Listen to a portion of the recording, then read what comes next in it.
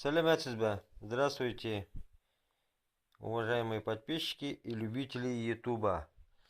Сегодня я хочу вам прочитать пожелания со сватовством на казахском языке, которое очень понравилось мне.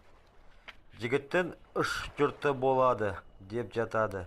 Дегенмен жақсы болса құдаларын да бір жұртын екені айдан да анық. Ақылды құдан құрдасын, ақылды құдағиын сырласын емес пе? Құрметті қымбатты құдалар, қазақтың асауды ноқта, құданы құдай қосады. Күйеу 100 жылдық, құда 1000 жылдық деген нақылында бір мысқал қоспа сөз жоқ.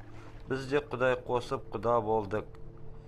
Күйеу бала мен келіннің екі жастың ғұмыры 100 жылдық болсын. Құдалығымыз 1000 жылдық болсын. На этом с вами я не прощаюсь. До новых встреч. С вами был канал Казахские свадьбы.